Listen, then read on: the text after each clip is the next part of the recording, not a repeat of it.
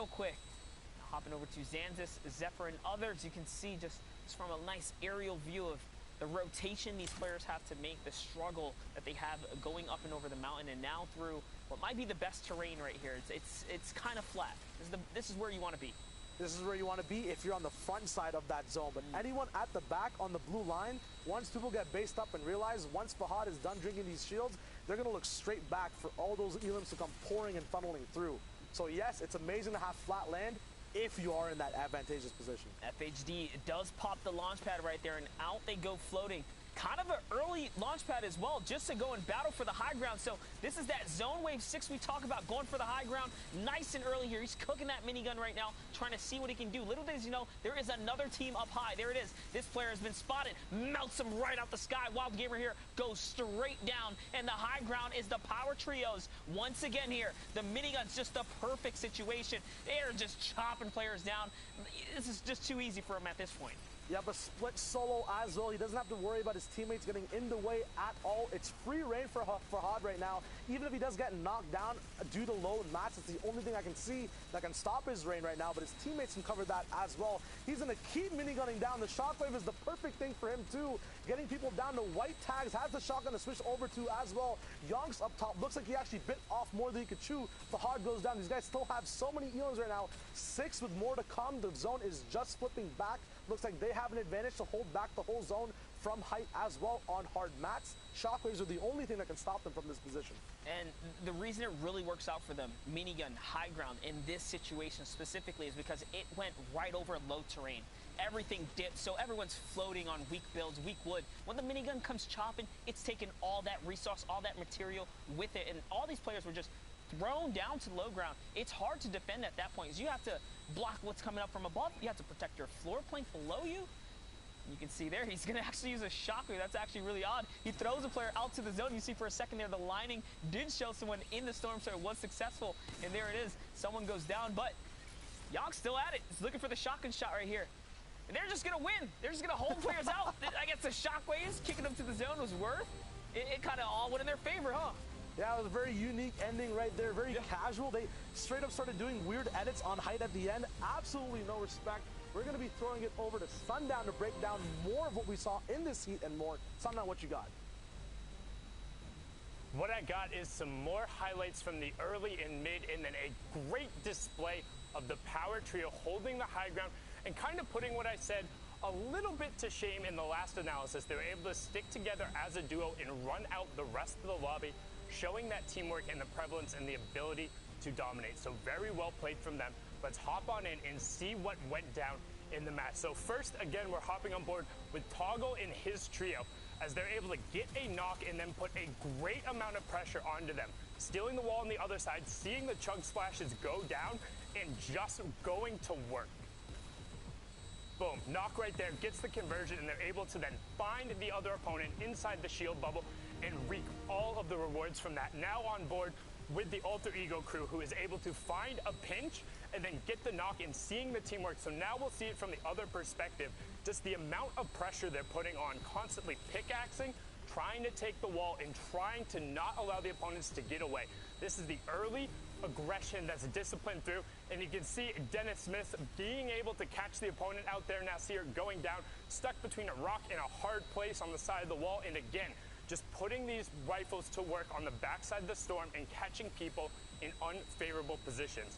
Now you can see Mev picking up Lynn there and able to avoid the trap. And this is a great rotation coming out from Moon, as he's able to land right on the side of the bubble shield, box himself up, and catch a quick edit. You barely even saw him take that shot out, but he's always able to track down and get the loot from that to put his team in a great position. But now on board with the power trio as they just run out the high ground. And I mean, just watch here. Like his ability to track Jiren there, constantly checking his angles, and they were, again, never threatened. We talk about high ground control and being able to work top down and converting it into eliminations. There was a reason these guys were on top in this heat, and it was their ability to execute and finish in the end games. That is back-to-back victory royales running out from the power trio. And again, there's a reason they ran Heat 1. But now we're going to continue with our Middle East coverage. I'm going to hop into the casting booth, and joining me will be the fantastic, as Zeke said, amazing, individual, award-winning Dr. Lupo. I don't know about all that, but I appreciate it. Thank you, Sundown. We have one game left from Heat 1 in the Middle East, and man, it is coming down to the wire. A lot of really crazy plays, and you were taking a look at everything that we've seen thus far from that last match. The pace at which these players are playing, I think, we've said it before, a number of us have mentioned it. Now that the Middle East has a more localized server to connect to, the level of play is really showing that even they can keep up. So going into potentially the next World Cup, if that's something that's in the future for them, it's going to be interesting to see yet another player base added to the pool of players that play for that. So. I know, I enjoyed a lot seeing players coming out from India, Saudi Arabia, from Southeast Asia. They're all over the place, but the games are ready, so let's hop onto the battle bus and drop on in to continue our coverage of the Middle East. And again, apologies in terms of those who wanted to watch the European action. We're intending on watching that. Heat 1 did get moved to tomorrow during the same time as Heat 4, but I will also say I've really enjoyed getting an extended look. It's not a lot of times. I know during the World Cup coverage we did go back and watch some of the Asian Oceania replays, but we don't often get to do a deep dive into some of these other regions. So I'm really enjoying it as someone who tends to go back and watch a lot of the server replays just on my own. Getting to explain this and kind of show off these gameplay, it's really enjoyable to me. Believe me, I understand people want to see their favorites and things like that, and we will get to all those players, time permitting. You have to realize, though, this being Middle East's first opportunity to play in a competitive event like this, it is big for everybody involved. And if you see in the top left right away, Klops and Fiesel full elimed off the bat. And that was the thing I talked about. They did end up making it through to the grand final tomorrow, but they struggled a little bit, to be honest. Everyone, again, I was the only one who picked against them, but I will say it's still not tomorrow yet. They're there, which is all that ends up mattering.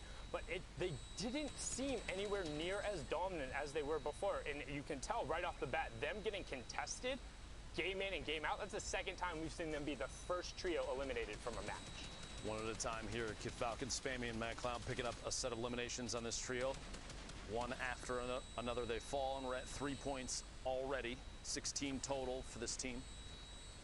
And that's really just tends to be a case of when you lose the quick gun races at the start. Sometimes it's just unfortunate it doesn't go your way. Like you think, oh yeah, like I got attacked, that's great. But if 3 other people have rifles and you're out in the open, like no way you've gotten more than, what, 30, 60 maps tops? Like they'll burn through that real quick. So it's just situationally getting the right gear at the start and then finding ways to either avoid or take the fight. But the GE boys cleaning that one up there. Good pickup here too. They own the remainder of Shifty Shafts. Meanwhile, up on top of the floating island, Aga, Yagami is hanging out, farming through everything that they can up here.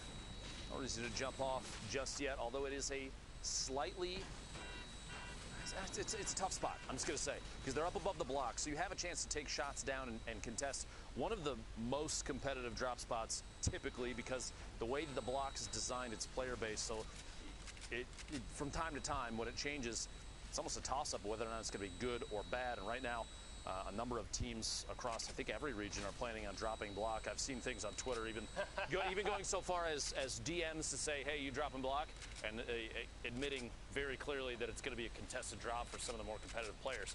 So up here on top of the floating island, they have a chance to look down from above and take some shots. I don't think it's going to happen, though, because you don't want to give away your position. Even early game, if you ask to get shot at, by doing so, it's going to cause a problem. They do have a mech here, low light, bouncing around. Naga might jump in with and continue this rotation. The third player still up on top of the block. Yagami's still up there. They have the tornado into the block. They have an opportunity to rotate off of that. You know, it's basically a free launch pad. Nope, pressure time it is. Engaging and pushing forward. Rockets out from the mech. The Brute, 2 trios inside here at the block.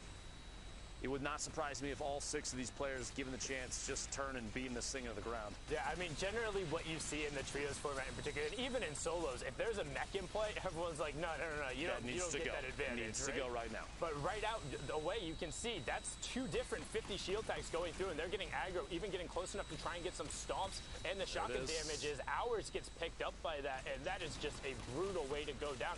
And unfortunately, these teams are being engaged by it. It seems to be, this is one of the times. So mechs in trios, like I know there's a lot of people who are against it. There weren't a ton of times where they were like very overwhelming. This is one of them. This and when you can get them in high ground in the late game and have them be protected. And I'm talking about at the highest level. I'm not saying that, like, yes, people can't run around and it gives you a massive advantage, because we've all been subject to this and it's not fun. With that being said, at the absolute highest level, normally you see the players able to find ways around it. But if you're already engaged in a fight and a brute ends up walking out, good luck. Like, you're not, what are you going to do? Stop fighting the people who are immediately against you? No, because they're not going to stop fighting. It's basically just, you're stuck with no good choices in that circumstance. Or some of the end game clips, I know Elocrats and Thomas did it in the late game, but they got two brutes up on the high ground where everyone else was just boxed up and had to worry about transition, and then they pulled zone. And it's just like, you don't play against that. Good luck. 4 eliminations. Low light, Gaga, Yagami now technically have both the island and the block. They pushed the remaining player. I believe just one made it away on rotation out to the southwest there. So they essentially picked up 2 solid POIs with 1 mech, just because, especially this block, you had all 6 players were based inside that structure in the middle. So a lot of the line of sight to take shots at this mech, it was already blocked, which gave them the chance to just push in, start stomping, dropping shotgun shots and the rockets out as often as they can. A big swing. These guys are already in a great spot. Yep, and now you get the rotational tool as well. They didn't even lose a ton of damage on the mechs, and it's kind of one of those things where you talk about the inherent weaknesses of it. While there are some, were effectively covered in this engagement. There was absolutely no way the brute was not walking away from that successful, simply because the few opportunities that would have been there, the only way they could have possibly maybe have gotten out of it is if one of those people had decided or landed on a boogie ball. Exactly. So it's like that is your only chance in that circumstance. Otherwise, you're just out, and effectively, you're out, you're gone, 4 over. And the block, the reason why it's so contested, there is always, always a very dense amount of ammunition, loot, and materials. You will always be able to get maxed out 1,500 per player, and you'll be leaving there with enough ammunition to where you aren't going to be scared to harass people in the mid game, which in competitive trios is huge, which is why you see a number of people there. Now, getting the fortune of the fact that Kevin was directly above the block, and then a brute lands right next to him. I mean, that is just praying to RNGesus and taking every advantage of it. The stars certainly aligned, but like you said, they took big advantage of the situation. Ended up coming out there with 4 eliminations and basically everything else that they could need up to that point. I think there was a heavy snipe, which you see here, sit up the top of Viking Village, taking a shot there, can't quite connect. 2 players, I believe Rampage is also with them up top there. The third, not even seeing on the minimap, just there we go, right on the screen right there, far north. Rotating across, still taking shots. These guys aren't going to challenge. You have a chance to maybe land a big hit from up here. That's imagine not a Dr. Lupo snipe. You hit those. Imagine a knock from this distance. They might not be able to capitalize on it, but you're going to slow that team down. Somebody's got to go back, try and pick up the revive. Meanwhile, this trio will rotate in and get ahead, well, just like this, try and get inside the safe zone, and they can stormhold at this point. Yeah, you have to be so absurdly careful when doing that off the edge of the mountains. You want to avoid trees there at absolutely all costs, because if you clip a tree and suddenly lose your fall immunity, I mean, that is some of the worst. So I'm going to go like all the way back, right? PAX West, the very first time we actually did an event, we were going through, we were doing the tech testing, and we had like all the observers. I was like, hey, I'm gonna do really well in this test. We'll make sure like everyone is watching me, all that. So we get it all lined up so everything is going. I'm flying into Tilted right away. I see a number of people there, really excited. I clipped the tree right when I was going, lost my immunity, fell down. Very first person eliminated from the match. We had to actually scramble all of the tech and the tests we were doing to then look at somebody else. I had to explain to everyone why I was the first one that was out. So that was fun, but avoiding that, I know Ninja was a big fan of that tree as well a number of times. So I feel as though a number of players have shared that similar experience, Tim the Tatman especially. Meanwhile, pushing forward here, you got 2 players from a trio to the north already at that gas station. 1 is separated, which means if these 3 do run into them, I would not be surprised if aggression happens, especially a lead-off shot with that heavy snipe. A knock here on either one of those players. Abdullah all the way in the back. Nadia and Nasir still there, separated. And one thing about Siddig, M-Siddig, and Rampage, They were in the highlight video from week 5. They qualified through the automatic qualification, and they actually dropped me a DM saying, hey, watch out for us. We feel like we've been playing very good. Like, give us a shout out because I promise we'll be there. Sitting on 61 points right now in the 6th game. They were in that top rank. Like, looks like we're going to be seeing them in the grand finals. And now hitting that snipe and being the aggressors here in the mid game. But notice how there is a team coming up behind them, and they're only covering one direction right now. They're looking right now. You see the arrows in your mini-map down there. They're kind of jumping and rotating and checking to the left. They want to see if at some point there's a chance to find a shot. They'll eliminate the knockdown there. Pushing forward. It looks like a little bit of a weapon swap issue. Desk pop with that sniper rifle. Meanwhile, they are building up the explodes to try and drop any of the material that they can. Get inside the box, take the ramp, go for the swap, find the shotty shot, and can't quite connect. Sitting down to 92 HP, a little bit of a panic. The splashes right now might be the key, especially if you have a teammate nearby.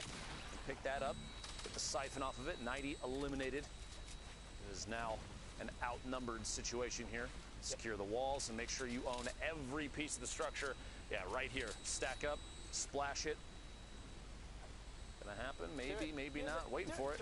Okay, no, use the full instead first. There we go. Make sure you get every little bit of it. They want to maximize their efficiency. They did have the other player knocked and they haven't quite converted on it, so they should know that player is looking for the revive. They're trying to find him right now and building up for the height advantage, but they're kind of off to knock it down. I think you should probably just try and chase and find it.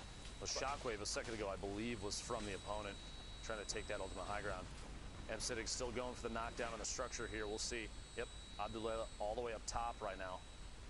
Trying to rotate away, it looks like. I think the conversion just went over for that Elim as well. He got knocked and did take full damage and then will get the convert over right after the other one. So it's another 3 Elims going up to them, pushing them to 64 points, but 24 trios still remaining. The wall right at their back. You've got players flying across in front, the launch pad. This is kind of an interesting rotation. You have that trio basically separated from each other at this point. A player landing all the way on the north side next to that hill. You see him ducking around the outside now, making their way to the east to try and get inside safe zone. They do so. All inside now.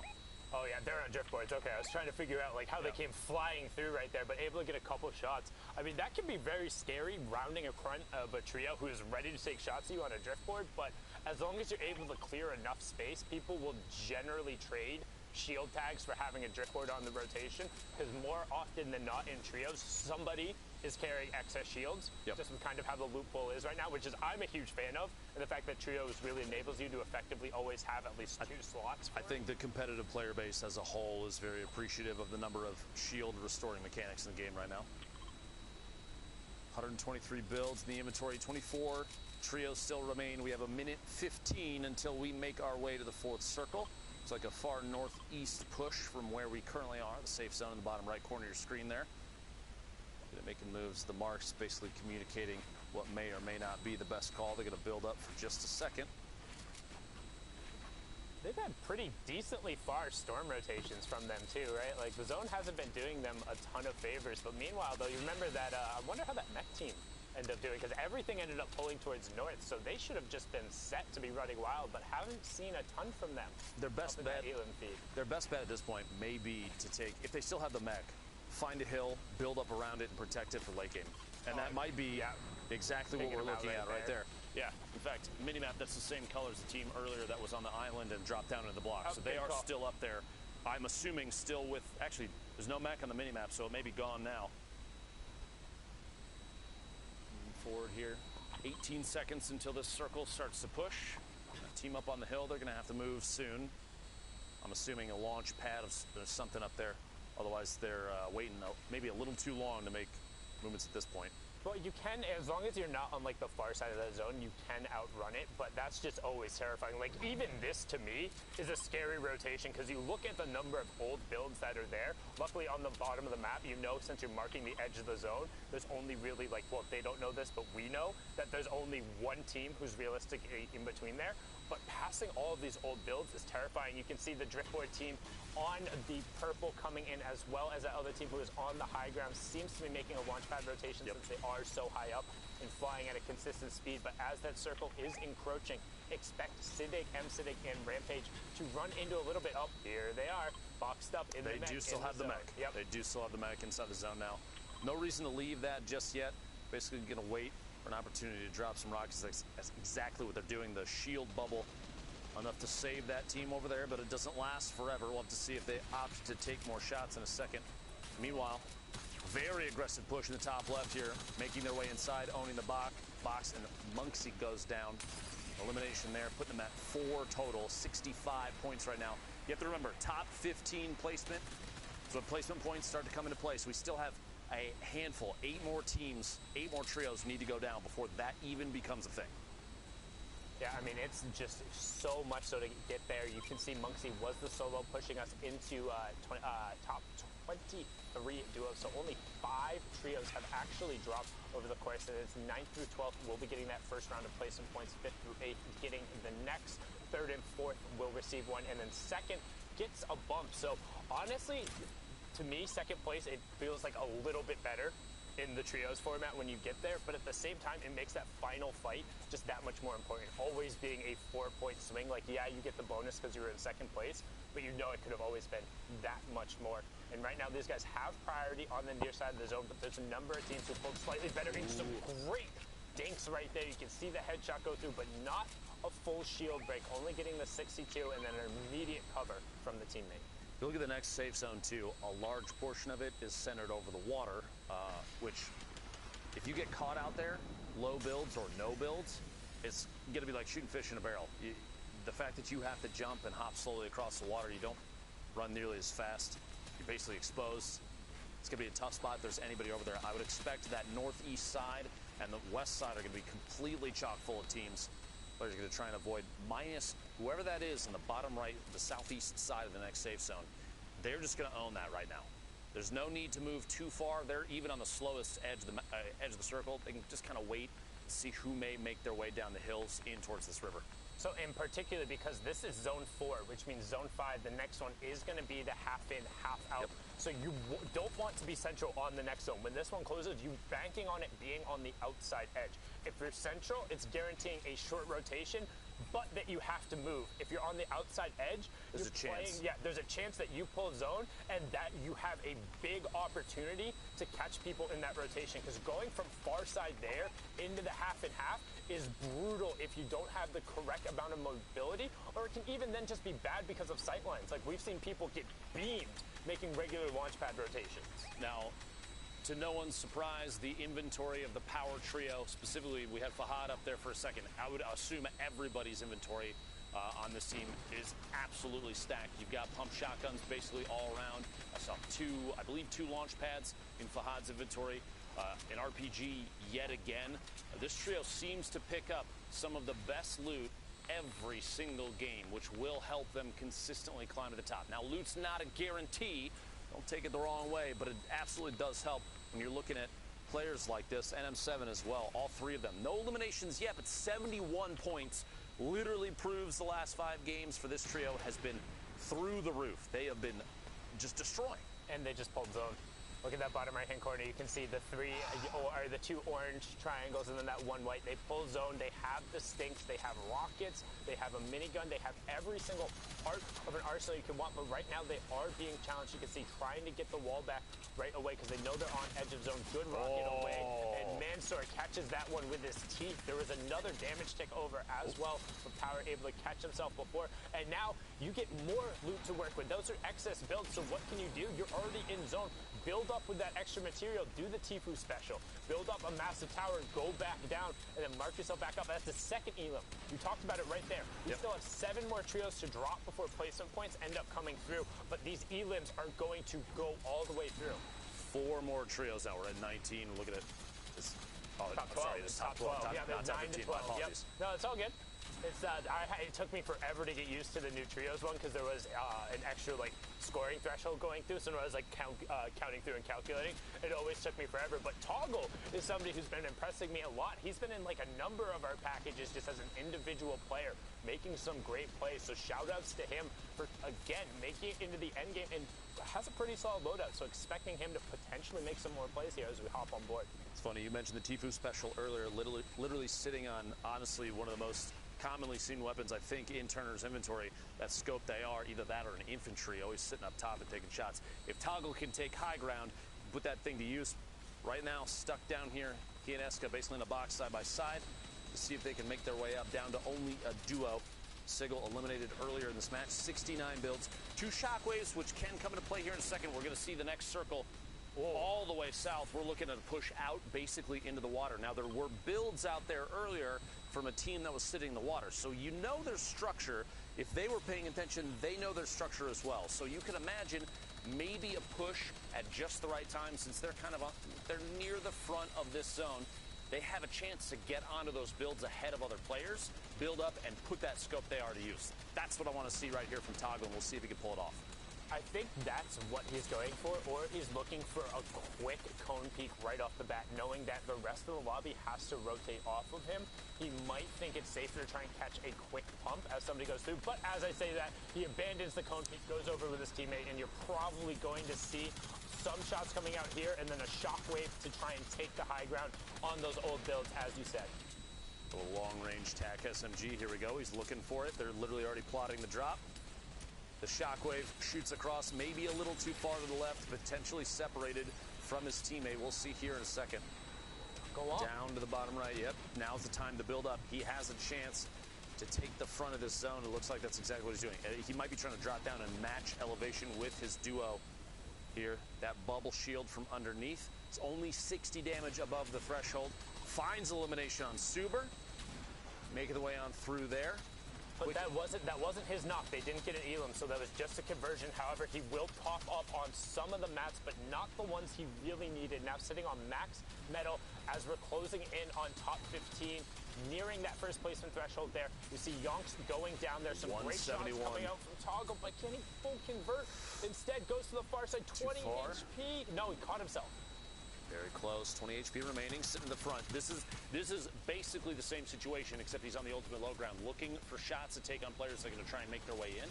He's kind of in the middle of the zone now, and there's going to be pressure from the back if there's still someone behind him. Looks like it might be clear now, so they're waiting.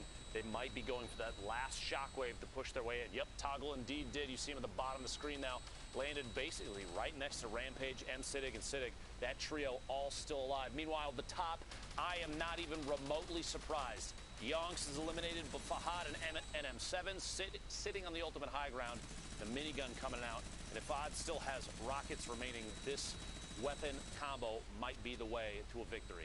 They have so many shields still, so many campfires. 6 RPG shots. There's no way. They're splitting mats still, too, to make sure they have the ability to tarp out. This is some great teamwork, and this is what we talked about before. Kind of, this is where the game starts to break down a little bit in terms of the Middle East. You don't have the rest of the tiers. You can't just stack up. You're forced to rotate. But this duo up on the high ground, this is all the amount of control that you need. Look at the shots going down, converting into elims. When we hopped on board with them earlier, they had 0. Now they're pushing up into 6 and 7 as they just have free high ground. Nobody is even looking at them. In the middle of that, NM7 did pick up 2 eliminations. It's 4 right there. 2 and 1, a total of 7 for this trio thus far, putting him at 87 points in the final game of the Middle East Heat 1. And we're into top 4, so that's the third to last placement threshold. It's all about top 2 in the VR from here, and there's no way the power trio is going to give it up as Siddig ends up getting a drop there as well. Love the name Power Trio. Shots still raining down. 5 RPGs remaining in NM7's inventory. The trap, 2 full shields, a slurp, the pump, and a gold AR. 3 trios remaining, down to 2. The last set of placement points before the Victory Royale.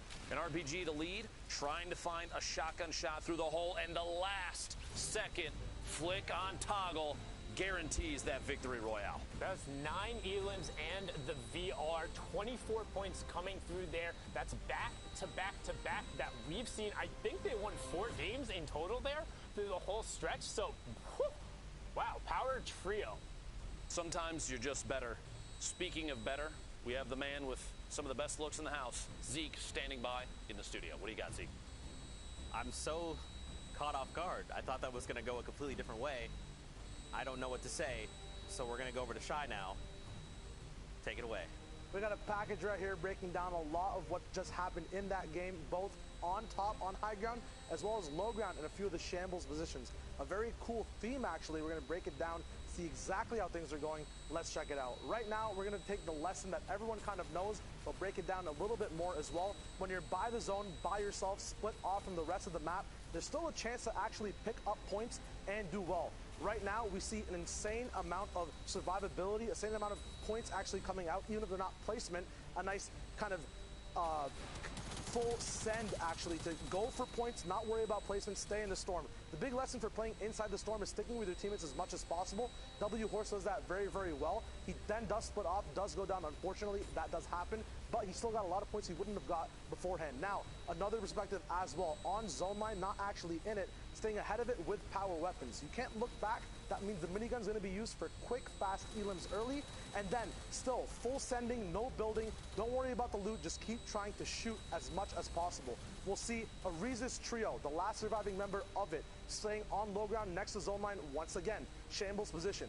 Can't finish out other trios, but chooses for that risky play of gaining positioning first and then going for uninsightful and kind of, random positioned knocks on people ahead of them.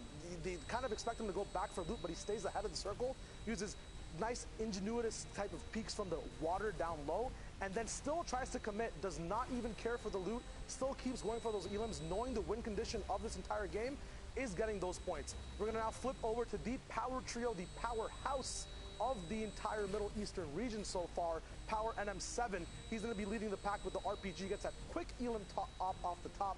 Amazing game from them, amazing side games as well from people at the back. It was amazing to see. Man, this trio is very quickly making their way into my heart for being a favorite. We'll take a look. Now remember, these are the results from this morning coming out of heat number 1. So